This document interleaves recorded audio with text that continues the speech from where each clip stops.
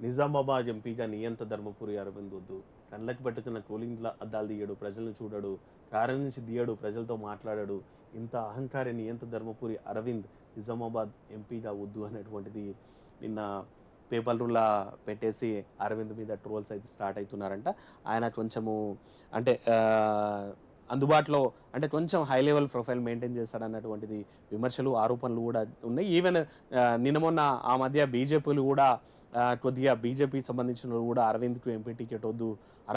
అరవింద్‌ను కట్టడి చేయాలన్నటువంటిది గూడా ఆందోళనలు, నిరసనలు గూడా వ్యక్తం చేసినట్టున్నారు. ఆ నేపథ్యంలోనే ఇప్పుడు మరి కోరుట్లల ఇవి పాంప్లెట్‌లయితే స్ప్రెడ్ చేస్తున్నారంట. దాని మీద జీవన్ రెడ్డి ఫ్యామిలీ చేసింది అన్నటువంటిది గూడా అరవింద్ ఆరోపిస్తూ జీవన్ రెడ్డికి గూడా ఓ లెటర్ రాసిండు. అంకుల్ నేనెక్కడ అహంకారం చూపినా, మీరు ఏడ కనిపించినా గూడా మీకు మీ ఆశీర్వాదం తీసుకుంటా కదా! ఒకవేళ మీరు నేనే పోటీ పడినా సరే మీ ఆశీర్వాదం తీసుకొనే ప్రచారానికి పోతా.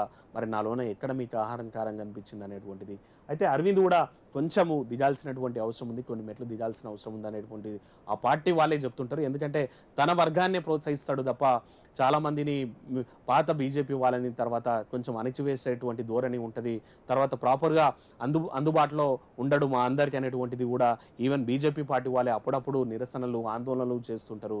సో, వాళ్ళు అన్నారు గాని కంటే కూడా ఎలక్షన్ టైమ్‌లో వీళ్ళందరినీ గూడా కలుపుకొని పోవాల్సినటువంటి అవసరం అరవింద్ పైన అయితే ఉంది.